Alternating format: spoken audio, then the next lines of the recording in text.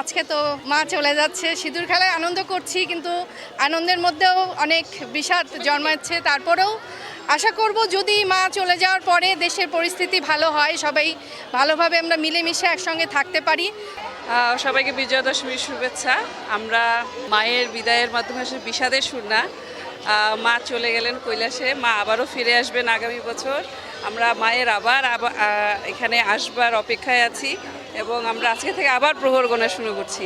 এবং মায়ের যে আশীর্বাদ, আমরা মায়ের যে মঙ্গল আশীর্বাদ, সেই আশীর্বাদে আমাদের দেশ, জাতি এবং আমরা যারা আছি সকলে আমরা সুখে, শান্তিতে, আনন্দে আবার আগামীর অপেক্ষায় থাকব। মা চলে যাওয়ার একটা দুঃখ বা বেদনা তো আছেই, তবু এই ভেবে খুশি লাগছে আসছে বছর আবার আসবে, সামনে আবার মা লক্ষ্মী আসতেছে, সেজন্য ভালো লাগছে। মার কাছে প্রার্থনা মা সকলের ভালো করুক, সকলকে সুস্থ রাখুক, এটাই। নিজের বাড়িতে যাতে দশমীটা অন্তপক্ষে একসাথে সবাই মিলে কাটাতে পারি, এবং এই প্রথম আমি আমার বৌদির সাথে আমার বিজয়া দশমী কাটাচ্ছি এবং এই সিঁদুর খেলার জন্য অপেক্ষা করছিলাম যে এটা আমি ওর সাথে কখন এই জিনিসটা কমপ্লিট করব।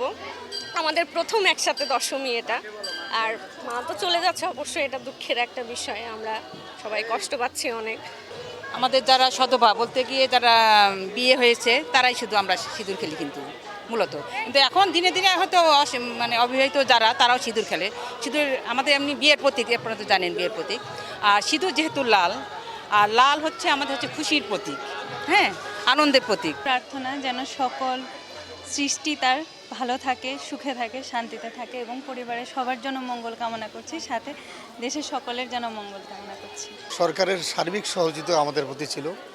মাননীয় প্রধান উপদেষ্টার সঙ্গে পূজার এক সপ্তাহ আগে উনি জাতিসংঘে ভাষণ দেওয়ার আগেই আমাদের সঙ্গে মিটিং করেছে ঢাকেশ্বরী মন্দিরে। ওনার কথা এবং ওনার যেটা কথা ছিল যে আমাদের এই বন্ধনকে ছিন্ন করা যাবে না, এবং তার আলোকেই আমরা কিন্তু এমন একটা জায়গায় পৌঁছেছি যে আমরা সুন্দর সুষ্ঠুভাবে আমাদের পূজা উদযাপন করেছি।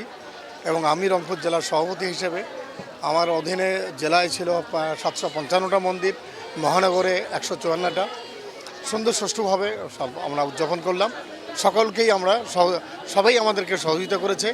আমরা আসলেই কৃতজ্ঞ, সকলের প্রতি, ঈশ্বরের প্রতি কৃতজ্ঞ যে আমরা ভালোভাবে পার করতে পারছি। ধন্যবাদ সবাইকে।